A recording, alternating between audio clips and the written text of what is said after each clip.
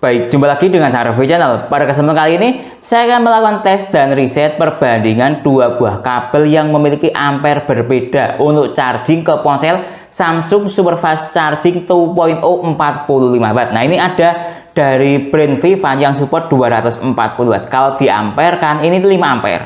Kemudian ada dari brand Venson support 3 ampere. Kalau di watt kan ini 60 Watt. Nah, seperti apa bedanya performanya, atau ada bedanya atau tidak, atau sama saja, mengingat dari sisi harga pun beda, dari sisi ampere pun juga beda. Nanti akan saya kombinasikan dengan adapter charger Venson gandas charging 70 Watt. Seperti apa performa perbedaan dari kedua kabel ini dari sisi speed charging? Simak videonya. Pertama kita verifikasi dahulu tentang arus ampere dari kedua kabel ini, apakah benar-benar real 5 ampere dan 3 ampere. Oke, saya menggunakan alat verifikasi dua ini, yaitu dengan menggunakan USB Dr. Finersi FNP58, dan untuk saya chargingkan ke ponsel Xiaomi Poco M6 Pro ini biasanya efektif untuk mendeteksi tentang kemurnian sebuah ampere kabel. Pertama coba dari sisi USB Dr. Finersi dahulu. Nah, kalau dengan cara seperti ini biasanya kabel yang 3 ampere itu tidak terdeteksi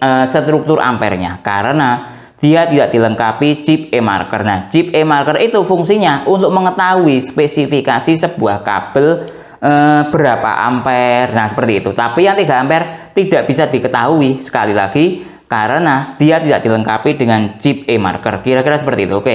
Nah, ini yang efektif untuk cek kabel yang 5 ampere. Oke, lihat saya hubungkan yang dari sisi Vivant. Lihat ini 240 Watt. Nah, lihat ini dia terbaca dengan baik struktur ampere dan voltnya dari sisi USB-C e-marker. Nah, lihat dia speednya USB 2.0, panjangnya 1-2 meter, voltnya 50 volt, 5 ampere. Nah, jelas ya, asli murni 5 ampere. Kadang ada kabel yang secara struktur daya dia bilang 5 ampere atau 100 watt atau 120 watt atau 240 watt, tapi dicek dia tidak bisa terbaca. Nah, itu biasanya dia 3 ampere. Nah, sekarang coba untuk yang 3 ampere ini. Nah, kalau 3 ampere itu biasanya dia tidak dilengkapi chip e-marker sehingga tidak bisa terbaca. Lihat, tidak bisa terbaca.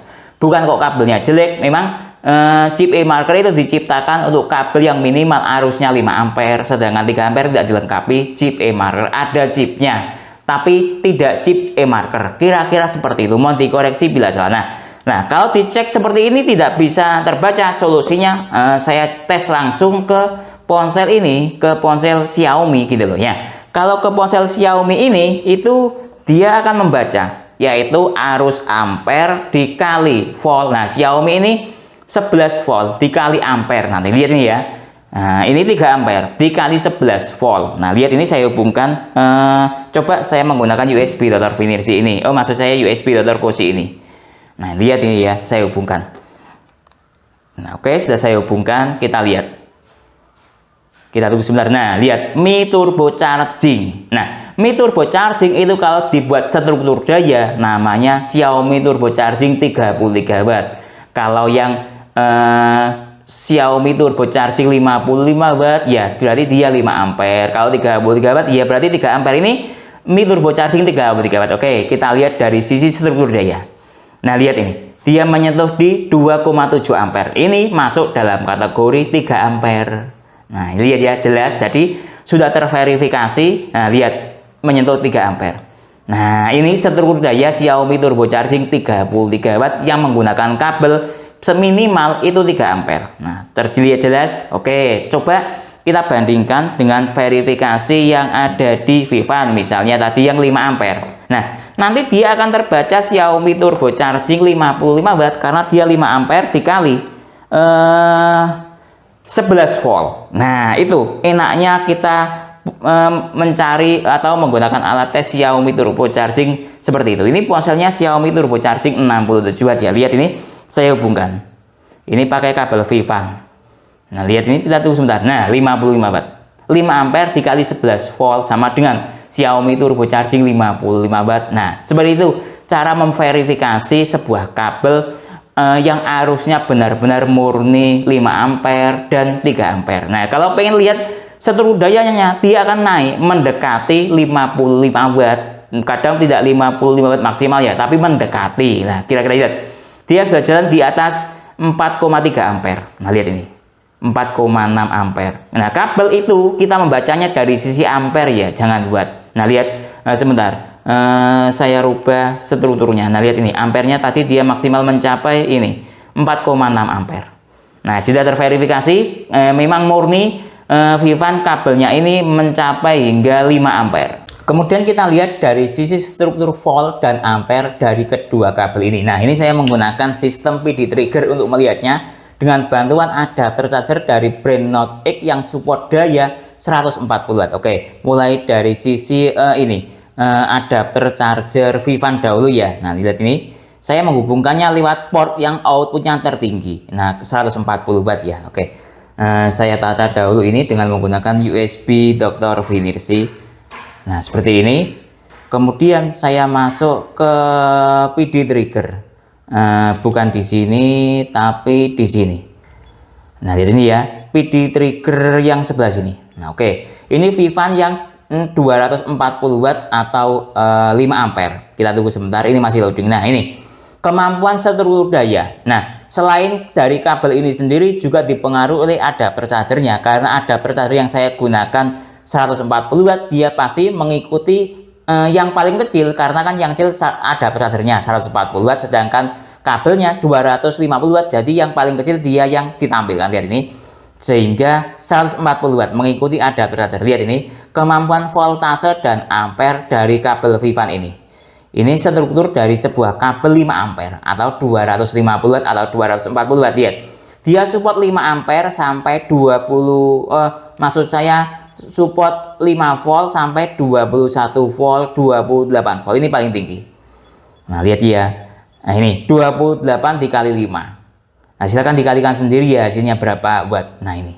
Watt kan hasilnya volt kali ampere sama dengan watt. Kalau ampere, kabel ini mendukung 3 ampere sampai 5 ampere. Lihat ini. Nah, ini untuk kabel yang Vivan 240 watt atau 5 ampere, struktur voltase dan ampernya seperti ini. Sekarang saya ganti ke kabel yang 3 ampere. Nah, sebentar saya tata dahulu. Nah, lihat nih, saya masuk menggunakan kabel 3 ampere. Kita tunggu sebentar, masih loading. Nah, kita tunggu sebentar. Nah, lihat. Karena adapter chargernya 140 watt, kabelnya maksimal 3 ampere atau 60 watt, jadi dia mengikuti kabel yang terkecil. Nah, lihat ini. Struktur daya dari kabel 3 ampere. Dia support 5 volt sampai 21 volt. Lihat ini. Nah, ya, 9 volt, 20 volt ada. Jadi kalau 20 volt ini bisa digunakan untuk charging ke laptop ya. Laptop biasanya kalau tidak salah rata-rata 20 volt atau 12 volt. Oke, dari sisi ampere lihat dia support 3 ampere semua maksimalnya. Nah, ya, beda. Lebih bagus yang 240 watt ya. Dia support juga 5 ampere sampai 28 volt. Nah, ya, ini perbedaan struktur daya voltase dan ampere antara kabel 5 ampere versus 3 ampere. Tes speed charging dengan menggunakan kabel PD Venson 3 ampere. Saya hubungkan dahulu. Lihat, sudah saya hubungkan start dari baterai 1%, super fast charging 2.0 aktif. Nah, ini karena yang saya kejar speed chargingnya, akan saya matikan ponselnya ya, biar performa speed chargingnya semakin maksimal. Nah, lihat start dari baterai 2%, petir double aktif. Oke, timernya saya nyalakan sekarang. Sekarang coba kita lihat dari sisi stop kontak. Nah, lihat nih, dari sisi stop kontak mencapai 50 watt, 49 watt. Kalau dari sisi stop kontak membaca agak over sedikit, harap maklum ya, karena stop kontak. Selanjutnya kita tunggu sampai terisi 90% pada ponsel Samsung ini. Membutuhkan waktu berapa menit atau berapa jam? 30 menit telah berlalu. Kita cek dari sisi ponsel dahulu. Nah, sebentar saya miringkan, lihat dia terisi 60% dalam waktu 30 menit. Oke, sekarang kita cek dari sisi struktur daya yang ada di stop kontak, tersisa daya 25% dalam waktu 30 menit. Sekarang kita cek dari sisi temperatur adapter charger. Nah, lihat temperatur adapter charger mencapai 50 derajat Celcius. Padahal ini menggunakan adapter charger Venson 70 watt ya. Sudah lumayan agak panas tapi tidak menyengat. Hangat agak panas sedikit. Nah, lihat 49 atau 50 derajat Celcius. Coba kita cek dari sisi temperatur ponsel. Temperatur ponsel hangat normal 40 derajat Celcius. Lihat ini. Nah, ya 40-41 derajat Celcius. Selanjutnya kita tunggu sampai terisi 90%. Membutuhkan waktu berapa menit atau berapa jam? 1 jam 1 menit telah berlalu. Oke, kita cek ponselnya. Nah, lihat ini terisi 90%. Dalam waktu 1 jam lebih 1 menit atau 1 jam lebih 2 menit, saya stop dulu timernya.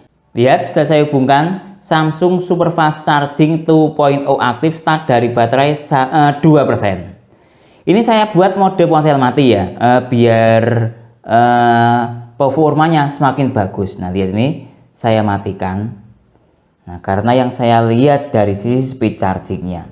Nah, sekarang coba kita lihat dari sisi stop kontak, dia mencapai pada daya 48 watt. Kalau dari sisi stop kontak, dayanya cenderung agak over dari spesifikasi ponselnya 45 watt, contohnya seperti itu. Nah, sekarang coba timernya saya nyalakan sekarang. Selanjutnya kita tunggu sampai full charging, membutuhkan waktu berapa menit atau berapa jam, atau biasanya saya kalau ke Samsung sekitar 60 menit atau terisi 90%. Membutuhkan waktu berapa menit atau berapa jam. Baik, waktu sudah menunjukkan jalan di 30 menit. Nah, coba kita cek ponselnya. Nah, lihat ini sebentar, saya miringkan seperti ini.